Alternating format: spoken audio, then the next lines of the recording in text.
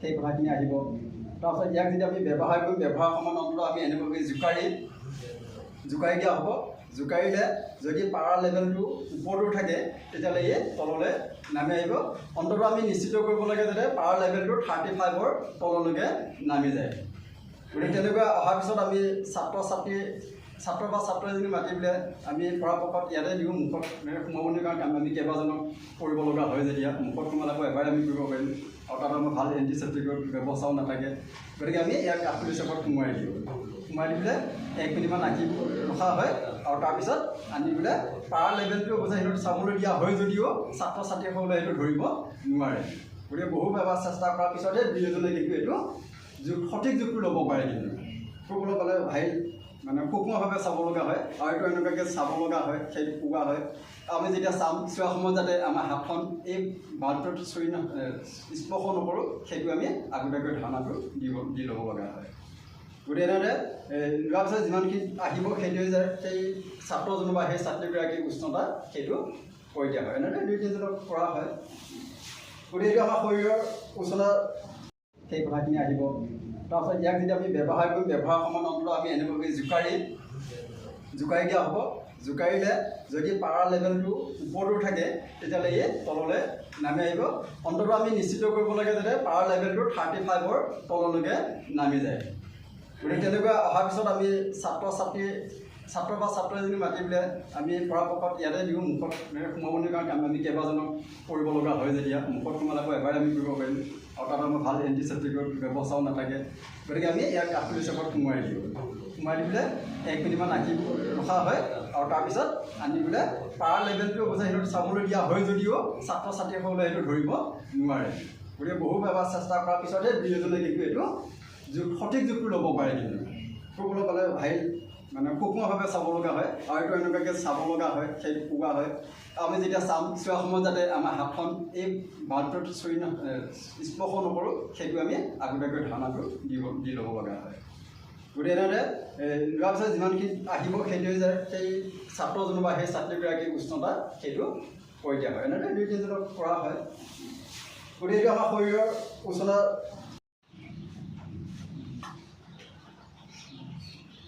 ছাৰে এইখিনি বস্তু নিজাববীয়াকৈ যোগাৰ কৰি লৈছে। নিজাববীয়া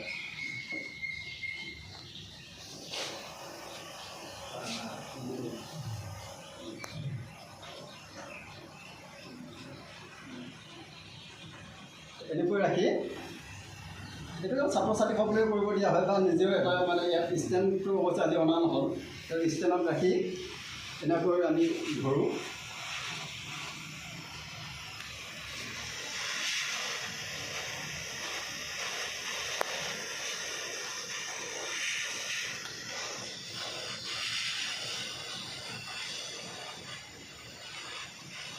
প্ৰথম মমডাল ইতিমধ্যে গলিবলৈ আৰম্ভ পৰিছে।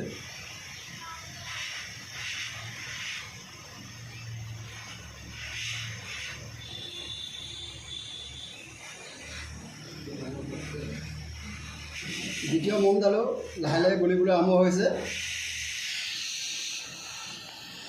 তললৈ অলপ গতি কৰিছে আৰু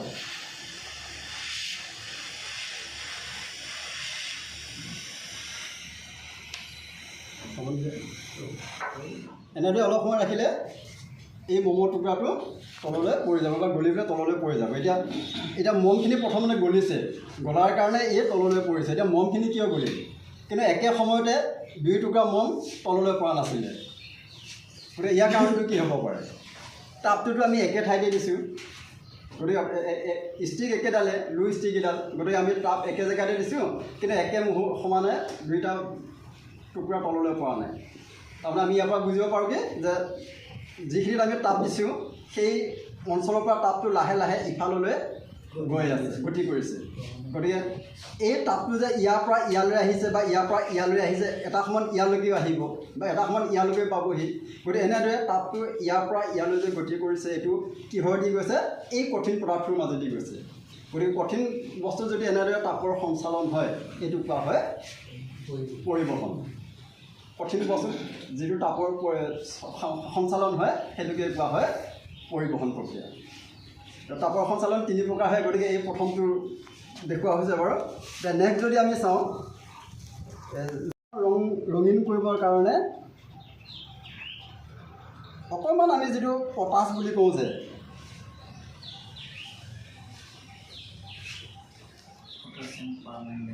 পটাছিয়াম পাৰমেংগানেট আমি এইটোৰ অকণমান দি পানীটো ৰঙীন কৰি লৈছোঁ। আচলতে মোৱাত যে খুব মিহিটো আহিল অকণমান দানা আকৃতিটো আহিব লাগে। দানা আকৃতিটো হ'লে আমাৰ ইয়াত পানীটো যেনেকৈ এতিয়া বেছি বহলি গৈছে কালাৰটো, সেইটোত কিন্তু বেছি বহলি নাযায়, তলত বঢ়িয়াকৈ ৰৈ যায়। চাই কোৱাৰ নিচিনা মানে কাগজৰ টুকুৰা এটা যেনে তলত পৰি থাকে, কিন্তু সেই স্ফটিক আকাৰ হ'লে তললৈ পৰি যায়। মই বিচাৰিছিলোঁ নাপালোঁ, মানে স্কুলত যিখিনি অলপ আছিলে সেইখিনি মানে চব গুৰি হৈ গ'ল। তাৰপৰা অলপ লৈ আহিছিলোঁ। এতিয়া আমি সেই একে প্ৰচেছত কৰিম, তাপ দিবলৈ চেষ্টা কৰিম।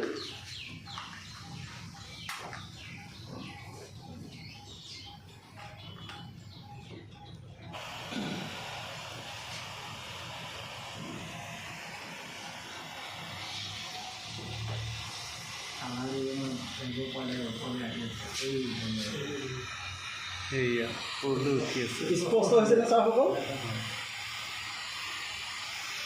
কালাৰটো কিন্তু একদম ছাইডৰ পৰা অহা নাই, মাজৰ কালাৰটো ওপৰলৈ উঠিছে। আৰু তাৰপিছত এতিয়া ধৰিব নোৱাৰা হৈ গ'ল। প্ৰথম অৱস্থা যে এতিয়া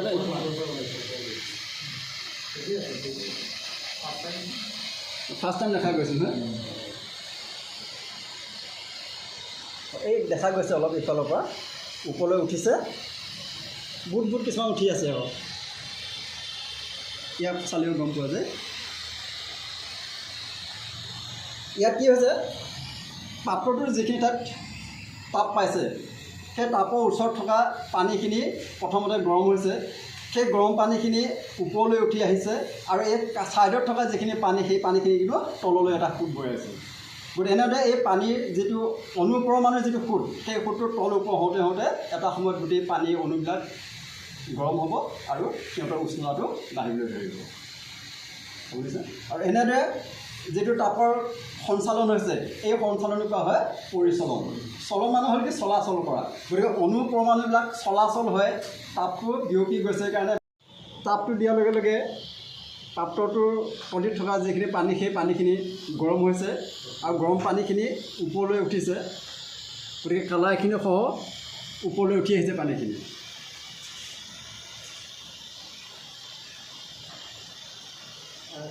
মানে কি ইয়াত অকণমান অসুবিধা হৈছে কি, এই আমাৰ যিটো পটাছিয়াম পাৰমেংগানেট এইটো খুব মিহি হ'ল। ইয়াত যদি অকণমান আমি দানা আকৃতিটো ল'লোঁ হয়, তেতিয়া কিন্তু পানীটো ইমানখিনি কালাৰ নহ'লে হয়। তাৰমানে হ'লে হয়, কিন্তু একেটাতে থাকি বঢ়িয়াকৈ জ্বৰ হৈ আছে যে ভালেই কথা। এতিয়া তুমি হাতখন ইয়াত ভালকৈ গৰম কৰা, সি আকৌ গৰম কৰিব হাতখন, গৰম কৰি এতিয়া চোৱাচোন তাৰ জ্বৰ হৈ আছে নাই, চোৱাচোন। তেতিয়া মই লাহেকৈ তাত কওঁ ইয়াতে থোৱা, জ্বৰৰ বিষয়টো বৰ পিছত কথা পাতিম। তেতিয়া এনেকৈ মই মোৰ কেম্পাছৰ পৰা আৰু ৰদ চদ গজাল চজাল যি পাওঁ আৰু তাৰ হ'লেও ক'ৰবাৰ পৰা এটা লৈ যোগাৰ কৰি লওঁ, এনেকৈ দিওঁ আৰু তাক বোলে এনেকৈ ধৰি থাকা।